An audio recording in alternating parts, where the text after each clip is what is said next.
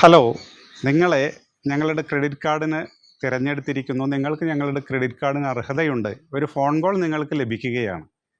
അതോടുകൂടി നിങ്ങളുടെ മനസ്സിൽ സന്തോഷം തോന്നുകയാണ്. ഞാൻ ഒരു ക്രെഡിറ്റ് കാർഡിന് അർഹതയുള്ളവനാണല്ലോ. തന്നെക്കുറിച്ച് മതിപ്പുണ്ടാവുക എന്നുള്ളതാണല്ലോ എല്ലാവരുടെയും സന്തോഷത്തിൻ്റെ കാരണം. ഇന്ന് ക്രെഡിറ്റ് കാർഡുകളുടെ പ്രളയമാണ്. എല്ലാ ബാങ്കുകാരും ബാങ്കുകൾ മാത്രമല്ല, ക്രെഡിറ്റ് കാർഡ് മാത്രമായിട്ടുള്ള കമ്പനികളുമുണ്ട്. അവരെല്ലാം ഇന്ന് ക്രെഡിറ്റ് കാർഡുകൾ നാടൊട്ടുക്ക് വിറ്റഴിക്കുകയാണ്.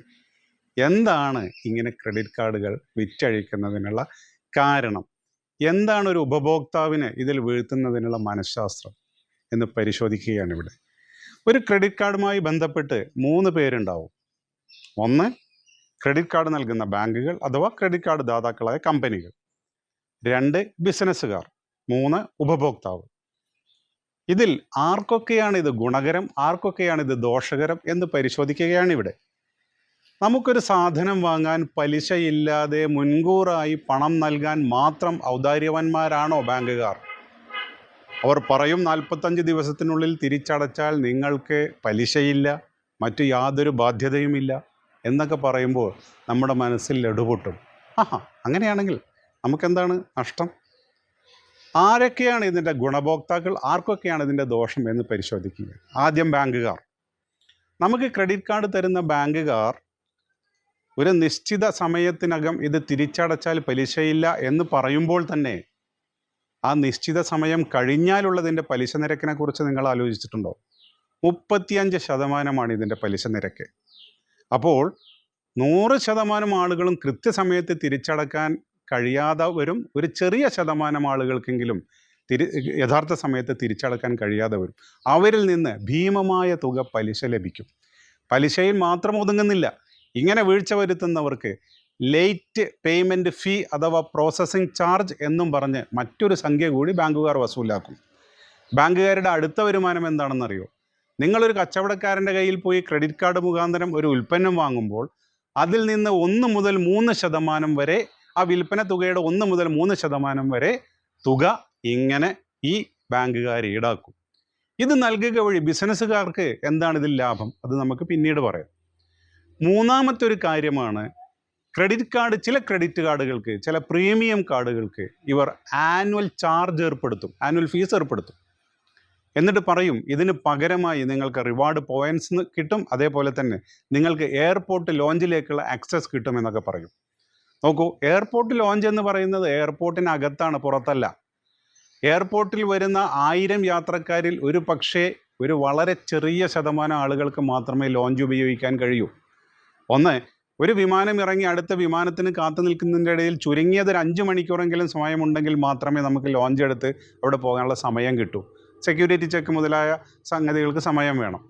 അതേപോലെ തന്നെ ഒരു വിമാനം പുറപ്പെടുന്നതിന് മുമ്പ് ഒരു 5 മണിക്കൂറോ 4 മണിക്കൂറോ മുമ്പ് എയർപോർട്ടിൽ എത്തുന്നവർക്ക് മാത്രമേ ഇത് ഉപയോഗിക്കാനുള്ള സമയം കിട്ടൂ. അപ്പോൾ ഈ എയർപോർട്ട് ലോഞ്ച് എന്ന പാരിതോഷികം കാണിച്ച് ഒരുപാട് ആളുകളുടെ കയ്യിൽ നിന്ന് ആനുവൽ ഫീ വാങ്ങുമ്പോഴും വളരെ ചെറിയ ഒരു ശതമാനം മാത്രം ആളുകളെ അത് ഉപയോഗിക്കുന്നുള്ളൂ. അങ്ങനെയും വരുമാനം കിട്ടും. ഇനി അടുത്തത്, ക്രെഡിറ്റ് കാർഡ് ഉപയോക്താക്കളുടെ പണം തിരിച്ചടവ് ശീലം അവർക്ക് മനസ്സിലാക്കാൻ പറ്റും.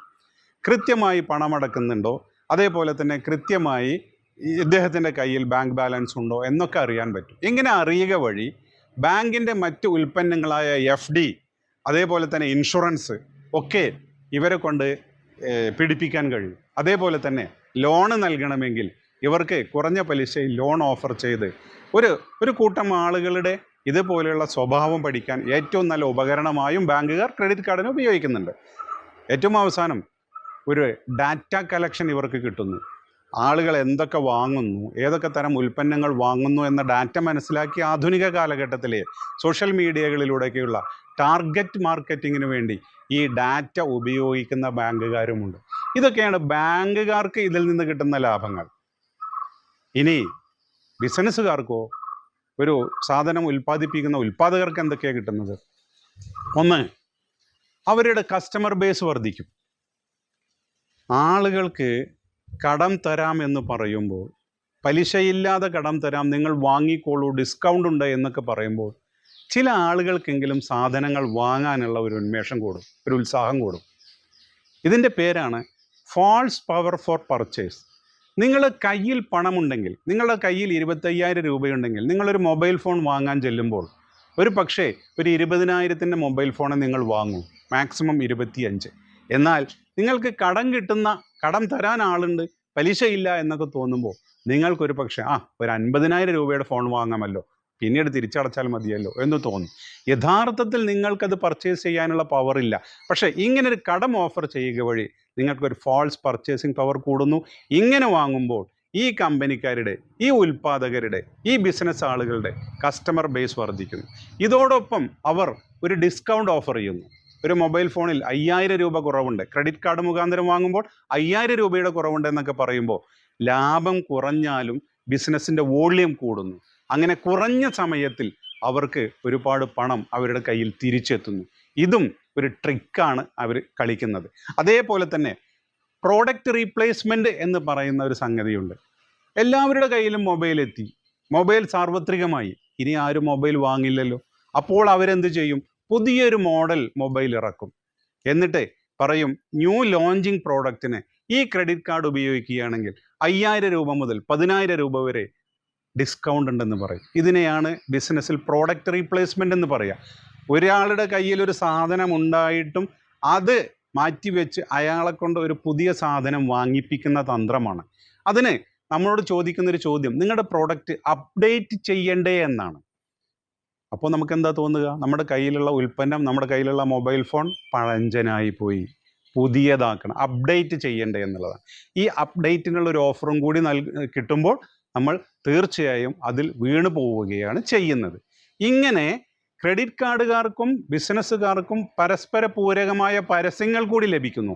ഈ ക്രെഡിറ്റ് കാർഡ് മുഖാന്തരം ഈ ഉൽപ്പന്നങ്ങൾ വാങ്ങിയാൽ ഇത്ര ഡിസ്കൗണ്ട് എന്ന് പറയുമ്പോൾ ക്രെഡിറ്റ് കാർഡിനും പരസ്യം, അതേപോലെ തന്നെ ബിസിനസ്സിനും പരസ്യം, ഉൽപ്പന്നത്തിനും പരസ്യം. അങ്ങനെ ഈ പരസ്യത്തിൻ്റെ പ്രേരണ മൂലം ഈ സാധനം വാങ്ങാനെത്തുന്ന ആളുകളുടെ കയ്യിൽ നിന്നാണ് 1% മുതൽ 3% വരെ ക്രെഡിറ്റുകാർ വസൂലാക്കുന്നത്. അത് അതിൻ്റെ പ്രത്യുപകാരമാണ്. അപ്പോൾ ബാങ്കിന് ഗുണമാണ്, ബിസിനസ്സുകാർക്ക് ഗുണമാണ്, ഉപഭോക്താവിന് എന്താണ് ഗുണം? നമ്മളെപ്പോലെയുള്ള ആളുകൾക്ക് എന്താണ് ഗുണം? നമ്മളെപ്പോലെയുള്ള ആളുകൾക്ക് കുറഞ്ഞ ഗുണമേ ഉള്ളൂ. നിങ്ങൾക്ക് ഒരു സാധനം വാങ്ങേണ്ടതായ ഒരു അത്യാവശ്യ ഘട്ടമുണ്ടെന്ന് വിചാരിക്കുക. ഒരു സാധനം വാങ്ങേണ്ട അത്യാവശ്യ ഘട്ടമുണ്ട്, അത്യാവശ്യമുള്ള പർച്ചേസാണ്. അങ്ങനെയുള്ളൊരു ഘട്ടത്തിൽ നിങ്ങളുടെ കയ്യിൽ കാശില്ല.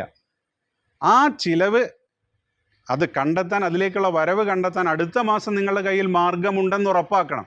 അങ്ങനെ വാങ്ങുമ്പോൾ, പ്രത്യേകിച്ചും ഡിസ്കൗണ്ടോടുകൂടി വാങ്ങുമ്പോൾ, ഒരു ഉപഭോക്താവിന് ഇത് തീർത്തും ഗുണകരമാണ്. പക്ഷേ ഒരു ഉപഭോക്താവിനെ സംബന്ധിച്ചിടത്തോളം ഇങ്ങനത്തെ ഘട്ടങ്ങൾ വളരെ കുറച്ചേ വരാറുള്ളൂ എന്നുകൂടി ഓർക്കണം. നമുക്കൊരു ഫാൾസ് പർച്ചേസിങ് പവർ തന്നുകൊണ്ട് നമ്മളെ കൊണ്ട് കൂടുതൽ ഉൽപ്പന്നങ്ങൾ വാങ്ങിപ്പിക്കുമ്പോൾ നമ്മൾ യഥാർത്ഥത്തിൽ മറ്റ് മേഖലകളിൽ ചെലവഴിക്കേണ്ടുന്ന പണം ഇങ്ങനെയുള്ള പർച്ചേസുകൾക്ക് തിരിച്ച് വിടുകയാണ് ചെയ്യുന്നത് എന്നുകൂടി ഓർക്കുക. എന്നാൽ 2-3 ബാങ്കുകളുടെ ക്രെഡിറ്റ് കാർഡ് കയ്യിൽ വെച്ച് കച്ചവടം ചെയ്യാൻ വേണ്ട സാധനങ്ങൾ വാങ്ങി, കച്ചവടം ചെയ്ത് ലാഭമുണ്ടാക്കി 1.5 മാസത്തിനുള്ളിൽ ഈ മുടക്കുമുതൽ മാത്രം തിരിച്ചടക്കുന്ന കച്ചവടക്കാരുമുണ്ട്. അത്തരം ഉപയോക്താക്കൾക്കും ക്രെഡിറ്റ് കാർഡ് വളരെ നല്ലതാണ്. അതുകൊണ്ട് പ്രത്യേകം ഓർക്കുക, നമുക്ക് ആവശ്യമുള്ള പർച്ചേസ് മാത്രം നടത്തുക. അങ്ങനെ നടത്തുന്ന പർച്ചേസിൻ്റെ വരുന്ന ചിലവ് അടുത്ത മാസം തിരിച്ചടക്കാനുള്ള സോഴ്സ് നമ്മുടെ കയ്യിലുണ്ടെന്ന് തീർത്തും ഉറപ്പാക്കുക. എന്നീ ഘട്ടങ്ങളിൽ ഉപഭോക്താവിന് ക്രെഡിറ്റ് കാർഡ് ഗുണകരമാണ്. ശ്രദ്ധിച്ചുപയോഗിച്ചിട്ടില്ലെങ്കിൽ ഭീമമായ പലിശ നൽകേണ്ടി വരും, പ്രോസസ്സിംഗ് ചാർജ് നൽകേണ്ടി വരും. ശ്രദ്ധിച്ചുപയോഗിച്ചിട്ടില്ലെങ്കിൽ പണി കിട്ടും. Okay, thank you.